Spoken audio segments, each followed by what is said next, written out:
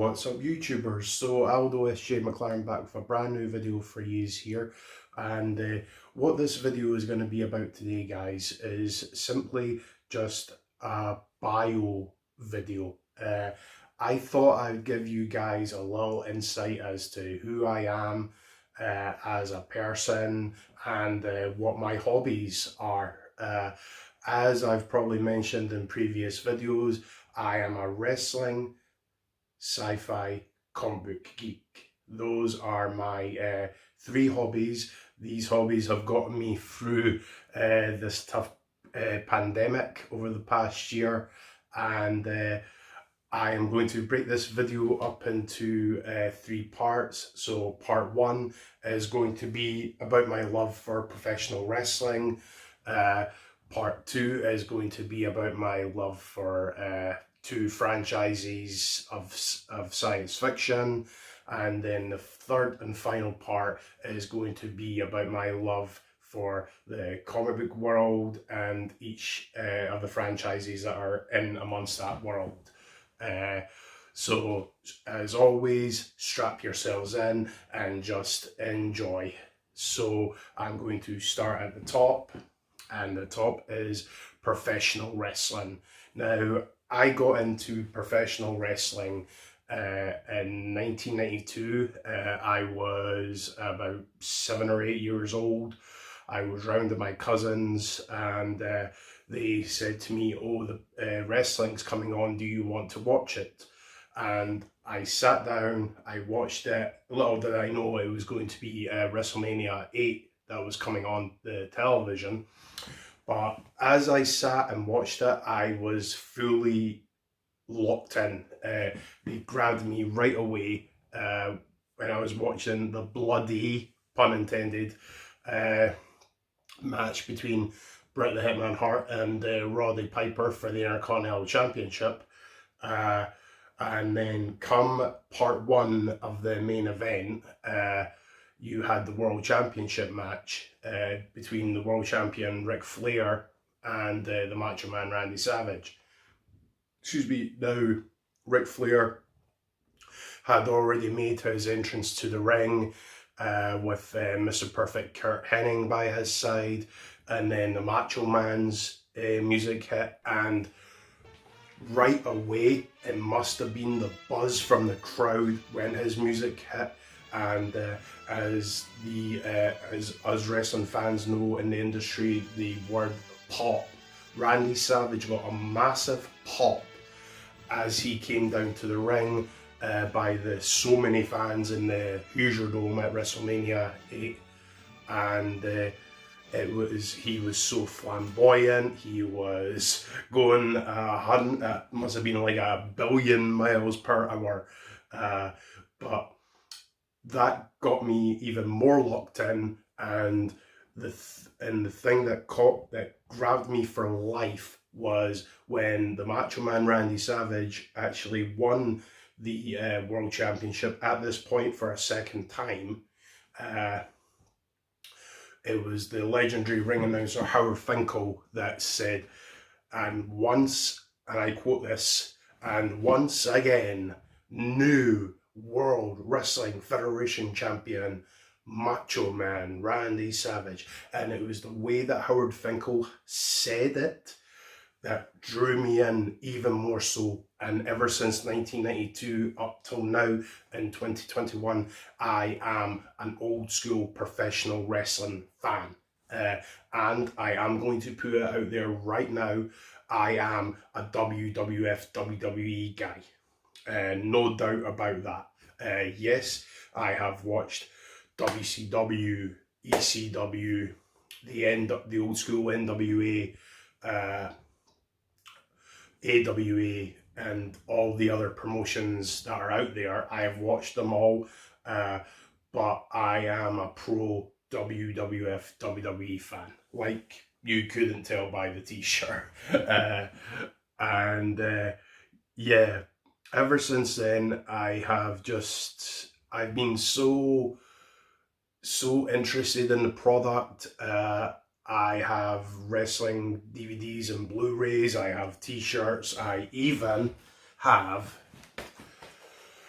Replica belts. Those that have watched this channel for however long I've had it on for know that I'm a big wrestling replica belt collector. And having these sort of just where they have sort of became like my pride and joy, if that makes sense, you know. And it was through watching professional wrestling from a young age to who I am now that has sort of evolved me, and is one of the reasons that evolved me into the person I am today. But for favourite wrestlers, if you can't tell by the way I've said it, the Macho Man Randy Savage is and was my favourite wrestler of all time. Yes, he was very flamboyant. Yes, he was very hot, billion miles per hour. You didn't know whether he was coming or going. But that was one of the things that made Randy Savage, you know. It wasn't until I got older that I started to do the research of watching back past WrestleManias, SummerSlams, Royal Rumbles, Survivor Series, and then watching Randy Savage evolve into who he became. And also I am a big, huge fan of the Click guys, that consumes of Big Daddy Cool Kevin Nash, the Bad Guy Scott Hall, Sean Waterman aka X-Pac, the Heartbreak Kid Shawn Michaels, and I am going to put it out there, my number 2 guy that I'm a fan of, and a lot of people are going to think it's Stone Cold Steve Austin. It is not. My number 2 guy is actually Paul Levesque, Triple H, Hunter Hearst Helmsley. He is my number 2 guy because his passion for the business, I believe, sort of equals mine. Unfortunately, I am not a professional wrestler. That gift wasn't bestowed upon me. Now being 36, I kind of wish I did go down that route, because I could have been in the same boat as a certain air guy that is going into the Raw main event this year at WrestleMania. But yeah, it is what it is, right? But I am that much of a fan now of professional wrestling that I'm not saying I know everything, okay, because nobody knows everything. You learn new things every day. I understand what goes on in the ring now, and I also understand bits and bobs of what goes on backstage, as in I can tell you how the wrestlers come in, they get told what they're doing, they see a big chart and saying who they're wrestling, who the referee is, how long their match is going to go on for, and so on and so forth. But there's been times that I've wrote even scripts for myself and done matches out, and how I would see the matches going down. You know, just it is so much my passion. To the point where my partner, she has actually gotten into it as well, and believe it or not, her favourite wrestler is actually Triple H as well.